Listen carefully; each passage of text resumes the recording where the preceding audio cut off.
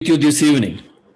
If you have your Bibles, please turn with me to Genesis chapter 39 and we read from verses 19 to 21. Genesis chapter 39 and verses 19 to 21.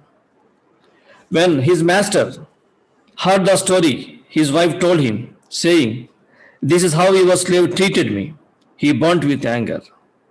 Joseph's master took him and put him in prison, the place where the king prisoners were confined.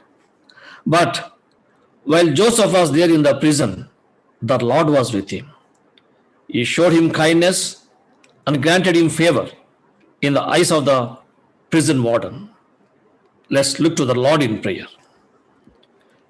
Our Heavenly Father, we praise you for one more opportunity to listen to your word this evening. Help us to embrace your truth, even in the face of adverse and difficult situations like Joseph. You be our focus, our attention, and we commit this time into your hands. We ask it in Jesus' name. Amen.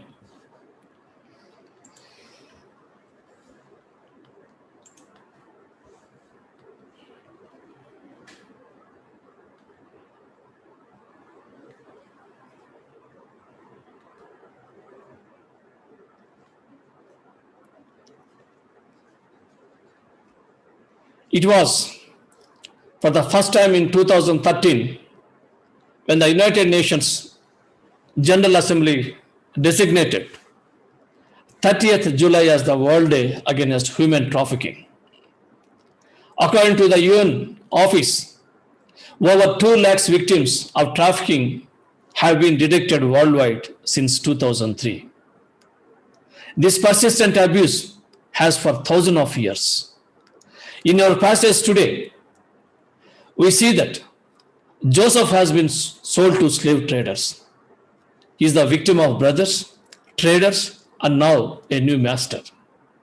But the interesting thing is, God has not abandoned Joseph, and Joseph had also not given up on God. Friends, this lesson teaches us that true blessings come from walking with God and does not have anything to do with our circumstances. For more details, let's move into our passage. So here is our outline. God's presence prevails. God's purposes prevails. God's presence prevails. God's purposes prevails. Now, Joseph had been taken down to Egypt. Potiphar, an Egyptian who was one of Pharaoh's officials, the captain of the guard, bought him from the Ishmaelites who had taken him there.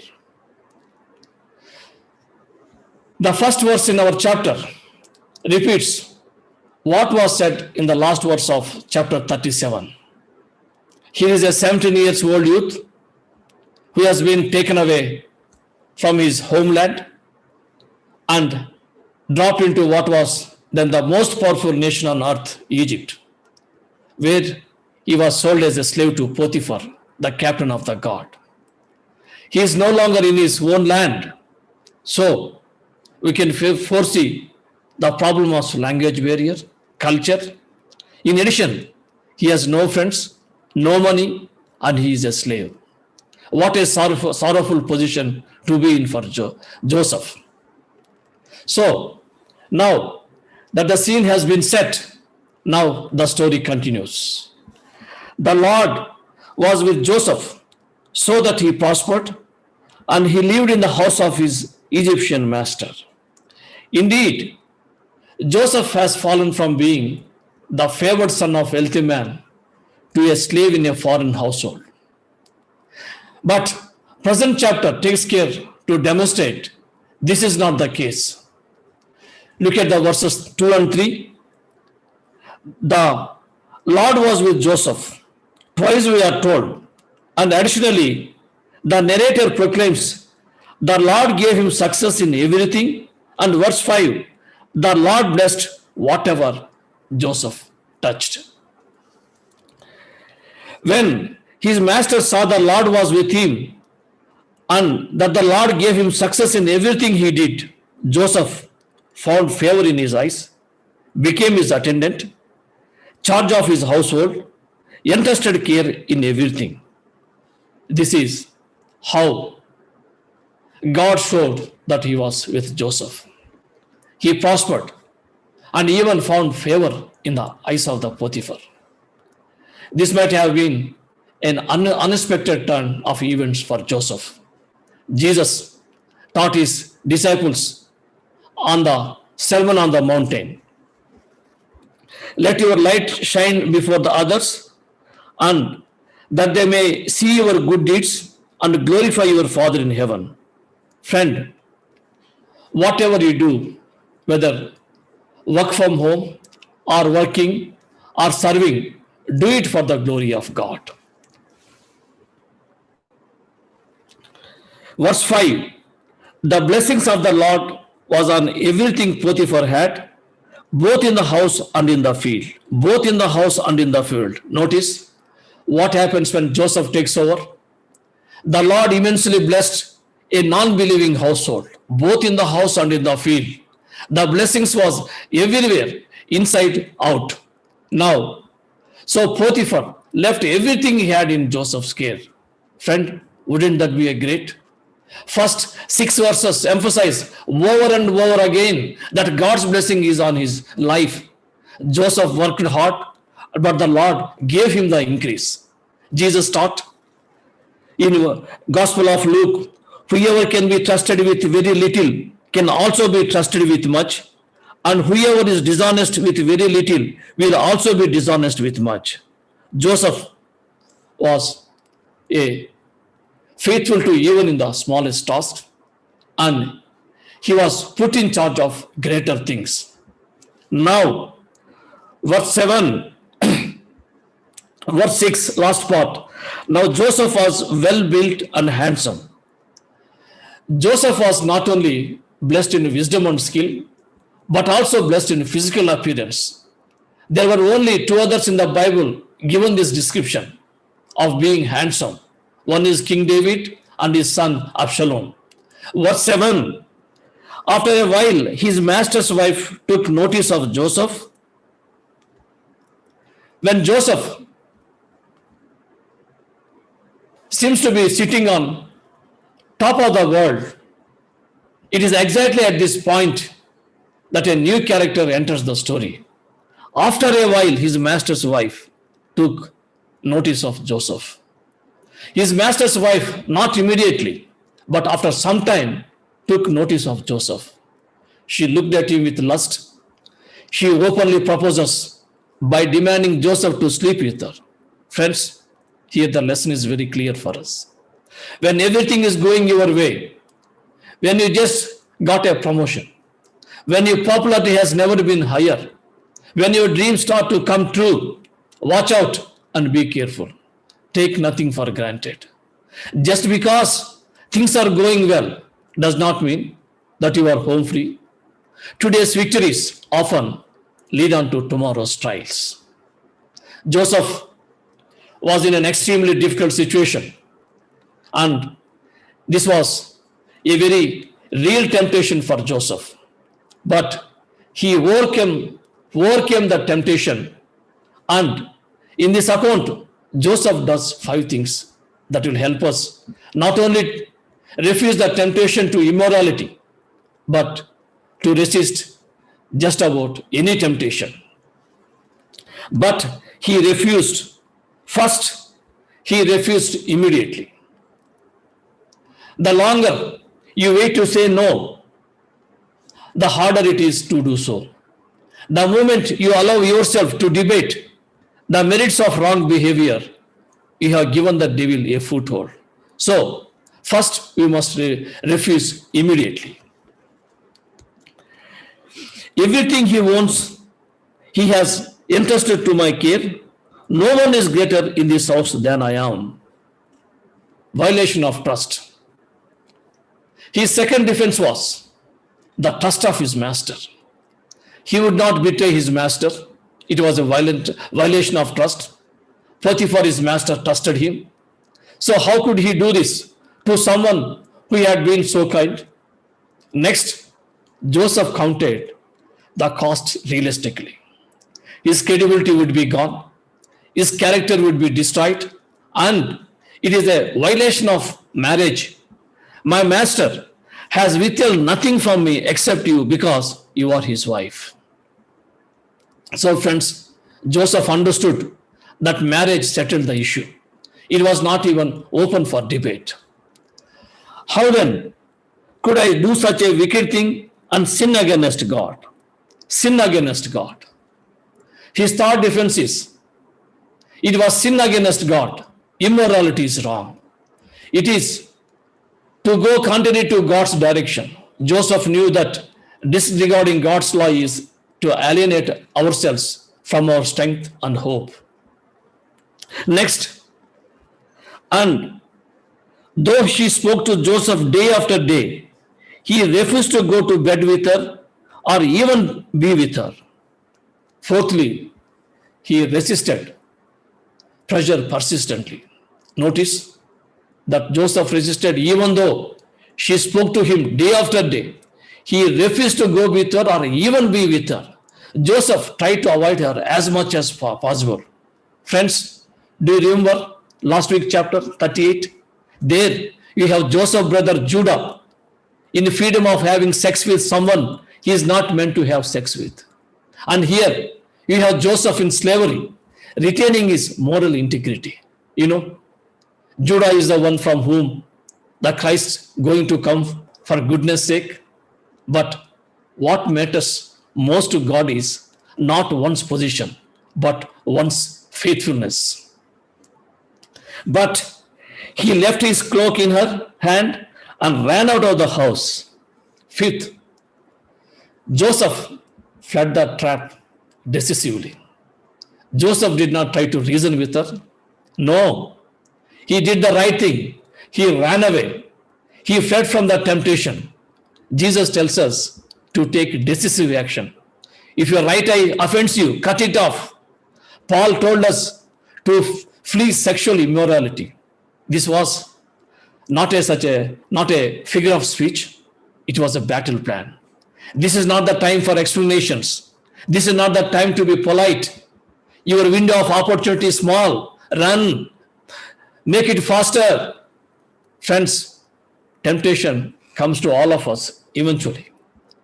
Temptation itself is not a sin. How you respond make all the difference. When she saw that he had left his cloak in her hand and had run out of the house, while Joseph is running half-dressed across the countryside, two things happen in quick succession. She makes false accusations in verses 13 to 18. Next, Joseph is unjustly imprisoned. False accusations. She called her household servants. Look, she said to them, this Hebrew has been brought to us to make sport of us. He came in here to sleep with me, but I screamed. A master's furiousness. When his master heard the story, his wife told him, he burnt with anger. And the result, Joseph, master took him and put him in prison, the place where the king's prisoners were confined. The reward for Joseph being faithful, a jail sentence. Would you believe? How could such a thing happen? Friend, the good news is you can stand up to temptation. The bad news is you may end up losing your popularity in the process. Now, just take your attention on the screen. Joseph in Egyptian house and Joseph is in the prison. So, now look at the two bookends in the beginning, verses 1 to 6, and compare this with final verses which frame this story. Here we learn a very interesting and important truth. Just the Lord was with Joseph so that he prospered and he lived in the house of his Egyptian master. And there in the prison, the Lord was with him. He showed him kindness and granted him favor in the eyes of the prison warden. Now, there in the house of Potiphar, he put him in charge of his household and all of that he owned. And in the prison, so the warden put Joseph in charge of all those held in the prison. And those in the house of Potiphar, he entrusted his care, everything he owned. And in the prison, the warden paid no attention to anything under Joseph's care. See? And finally, those in the house of Potiphar, the Lord was with him, and the Lord gave him success in everything he did. And in the prison, because the Lord was with Joseph and gave him success in whatever he did. Friends, you see how the wording is more or less identical. Just as he received favor and kindness in the eyes of Potiphar, he received favor and kindness in the eyes of the prison warden. Just like Potiphar, the warden put Joseph in charge of all the inmates and activities of the prison. Because the Lord was with Joseph and gave him success in whatever he did. Friends, when times are dark, we are not to conclude that God has left us. When times are bright, we are not to think that God is much closer to us. Whatever the circumstances we are in, God is present with us for our strength and for his glory. We are to be patient in adversity, grateful in the midst of blessing, and trust our gracious God and the Father for the future. God is in all the details, and God is crafting Joseph so that he would be like his son. And God is crafting you and me in his providence so that you would be like his son. May God enable you to believe that and his goodness in the midst of your trials, for his glory and for your good. So here is our first principle. True blessings is being content in faithfulness to the Lord regardless of the circumstance. True blessing is being content in faithfulness to the Lord regardless of the circumstance.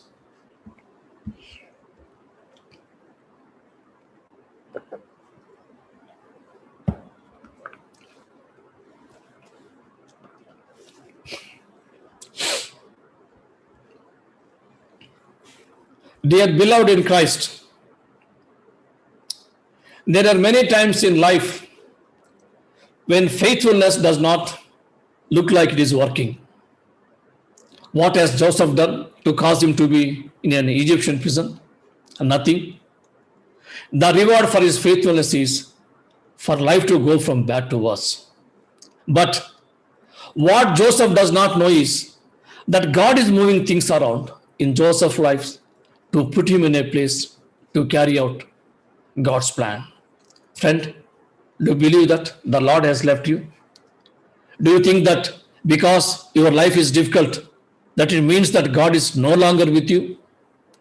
Has your suffering caused you to question the goodness and steadfast love of the Lord? Has the weight of your troubles caused you to question the presence of God? Friend, the Lord is still with you. You are not alone. Jesus has experienced all that you are experiencing in your life. You do not have to look to Joseph to know that others have suffered as we have. We can look to Jesus and understand why he is a faithful high priest for us. Jesus repeatedly declared that the Father would remain with him though all others would forsake him. So what did the faithfulness of Jesus accomplish? Jesus' faithfulness to the Father caused him to endure ridicule, punishment, suffering, and death. But the faithfulness of Jesus accomplished the will and plan of the Father. We also have the steadfast love and grace of God to overcome these trials and suffering. We can look to Jesus as our forerunner and example to know that God is with us. Let's move to our second division. God's purposes prevails. God's purpose prevails. Friends, Here is the short summary of this chapter.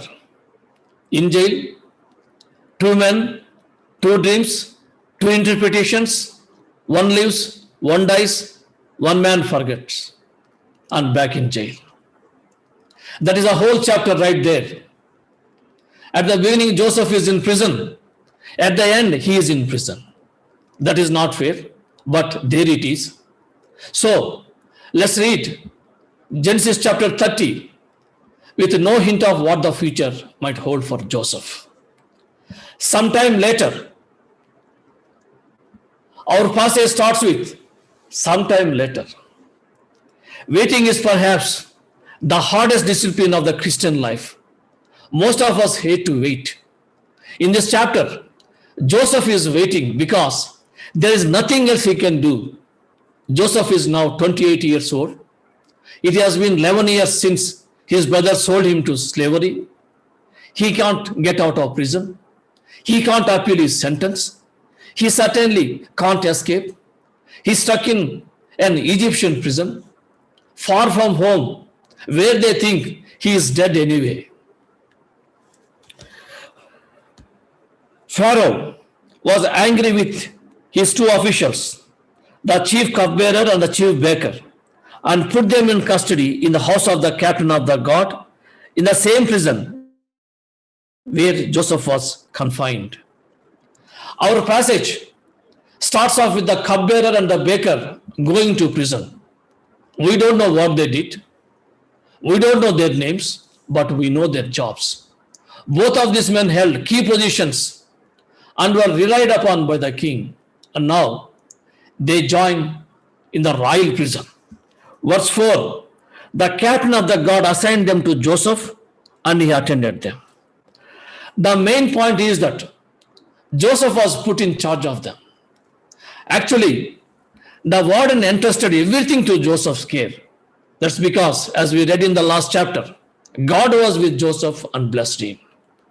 And after they had been in custody for some time, each of the two men who were being held in the prison had a dream the same night, and each dream had a meaning of its own. Once again, we don't know what they did. We do know what they dreamed one night in prison. We learn something about Joseph and his dealing with others. Friends, see if you can pick up a key phrase here. When Joseph came to them the next morning, he saw that they were dejected. So he asked Pharaoh's officials, why do you look so sad today? Joseph was paying attention and he noticed that these men and recognized they were upset. Friends, before we can be used by God in the lives of other people, we have to pay attention to those around us. Perhaps this is one of the secrets to the positive attitude of Joseph. He could have turned inward and only thought about the struggle he himself was having. Instead, he looked at others and sought to bring help to the troubled. Friend, this is one of the keys to surviving the waiting room. Stop focusing all your attention on yourself and look for ways to serve others. Verse 8, we both had dreams, they answered, but there is no one to interpret them. Then Joseph said to them, do not interpretations belong to God? Tell me your dreams. Joseph's story is filled with dreams and proved crucial in Joseph's life. In this verse, Joseph's willingness to interpret their dreams means that he has not yet given up on his own dreams. He asked them why they are upset. Joseph does not sit down and compare each other's sad stories. Otherwise, he would have said to the man, my advice, bros, forget about those dreams. They don't mean anything. I had dreams of my own once and look where I am now. But he did not say that. Or he does not say, don't worry fellows, I am an expert in dreams. I can figure this out for you. rather than giving into despair or relying on false optimism, he points the men to God. Do not interpretations belong to God? Tell me your dreams. Joseph attributed his ability to understand the dreams to the Lord. What a great witness to lost people, to tell them, I know God. He has an answer to your problem. I will pray for you. Friend, if your hope is in God, you will be quick to include him in dealing with the problems. So the chief cupbearer told Joseph his dream. He said to him, in my dream, I saw a vine in front of me, and on the vine there are 3 branches. As soon as it budded, it blossomed, and its clusters ripened into grapes. Verse 11, Pharaoh's cup was in my hand, and I took the grapes, squeezed them into Pharaoh's cup, and put the cup in his hand. The cupbearer dreamt of a very full and fruitful grapevine made up of 3 branches. He took the grapes, made them into wine, and gave them to king. So, what was Joseph's interpretation of his dream? This is what it means. Joseph said to them, the 3 branches are 3 days. Within 3 days, Pharaoh will lift up your head and restore you to your position. And you will put Pharaoh's cup in his hand, just as you used to do when you were his cupbearer. Joseph was enlightened by the Lord and told the cupbearer his dream meant he was going to get his job back in 3 days. Friend, it's interesting to see that Joseph was also able to discern which elements of the dream were to be taken symbolically and which elements were to be taken literally. God gave Joseph wisdom. But when all goes well with you, remember me and show me kindness, mention me to Pharaoh and get me out of this prison. I was forcefully carried off from the land of the Hebrews, and even here I have done nothing to deserve being put in a dungeon. Joseph asked for a favor. Joseph asked that, number 1, be remembered. Number 2, show kindness. Number 3, speak his name to Pharaoh. Number 4, get him out of the prison, because he had done nothing to deserve being in the prison. As a person with access to Pharaoh, Joseph hoped he might have some influence on Joseph's release from prison.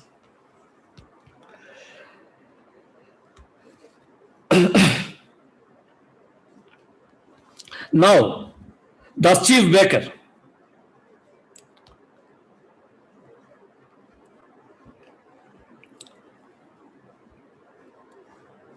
when the chief baker, I too had a dream. On my head were 3 baskets of bread. In the top basket were all kinds of baked goods of Pharaoh, but the birds were eating them out of the basket on my head. When the baker heard the interpretation of this dream, the baker is anxious to tell Joseph his dream. The baker dreamt he had 3 baskets of bread on his head, and the birds were eating out of the best of the basket that was on his head. Now in verses 18 to 19, unlike the cupbearer, his dream was bad news. But Joseph still delivered it. Joseph told his baker, this is what it means. The 3 baskets are 3 days. Within 3 days, Pharaoh will lift off your head and impale your body on a pole, and the birds will eat away your flesh. Joseph told what was going to happen in 3 days. Unfortunately, his head was not going to be raised up into the position he once had. His head would be raised up to be executed. Joseph gives him the truth, even though it is hard. Friend, people want to hear good news. We don't want to hear the bad news, but we need to hear the bad news if it is the truth. Sometimes telling the truth whether good or bad, is a matter of life and death. And people need to hear it. How much more so with the gospel? People need to hear the gospel. It is a matter of eternal life and eternal death. But we should remember, when giving the truth, we should do it in the right way.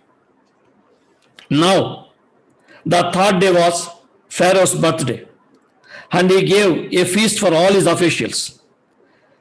He restored the chief cupbearer to his position, but verse 22, he impaled the chief baker just as Joseph had said to them in his interpretation. In 3 days, both interpretations proved to be true. God gave Joseph accuracy in his interpretation. Everything turned out just as Joseph has said. The chief cupbearer, verse 23, however, did not remember Joseph, he forgot him. Despite his success as a dream interpreter, the scene ends on a down note. That is so disappointing. Yet the chief cupbearer, however, did not remember Joseph, he forgot him. Think about how the hopes of Joseph would have risen as the cupbearer returned to his position before Pharaoh. At 1 week goes by, nothing happens. Another week goes by, nothing happens. A week turns to a month turns to many months, until it has been more than a year. Forgotten again. First, forgotten by his family. Next, rejected by his master. And now, forgotten by his beneficiary.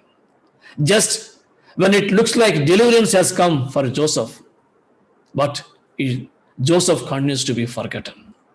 But what is remarkable about Joseph is his consistent ability not to hold grudges when abused, first by his brothers and by the cupbearer. Friend, have you made promises that you forgot, are determined not to keep? How do you think that made others feel? How do you feel when that happens to you? Do you respond with forgiveness? Joseph continues to do what is right and live a life honoring God. And doing right continues to get him nowhere. But remember, even though the cupbearer forgot Joseph, God did not. Time is no complication to God. God never hurries. There are no deadlines. God is bigger than the clock. He is never in a hurry. He is never late. He is never behind schedule. Friend, the way out of our prison is to trust in God and believe He works for the good of those who love Him. And there is a reason why we are where we are.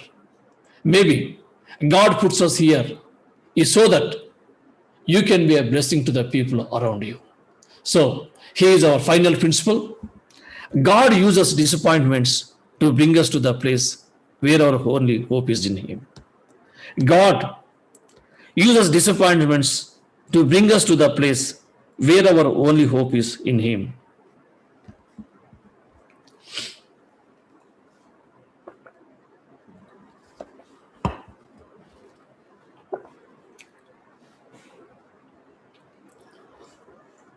Dear friends, this chapter ends where it began, with Joseph in prison, falsely accused, unjustly imprisoned, alone and forgotten. Friend, we need disappointment in life so that we move our faith to the one who does not disappoint, our Lord Jesus. Friend, are you just going to live disappointed each day? Or are you going to do something for God with your disappointment? Don't be disappointed in the life God has given to you to live. Know that God is working and you can use this for His glory and for the good of others. Let your heart be changed by your disappointment to look forward to an eternal home with God, that is free from disappointments. Let's pray. Our Lord and our God, thank you for this wonderful lesson and the truths what you have taught us. Lord, there are some circumstances and the seasons of life where it is easy to believe your providence. But when we are in the dungeon or in slavery, in those times, Lord, help us to grow in humility by offering our lives to the King of Kings. Lord, you teach us that your providence is both sovereign and good, even if you don't see all the purpose until the glory to come. We ask it in Jesus' name. Amen. So thank you, friends. Class is dismissed. We are going to meet once again at the same time next week.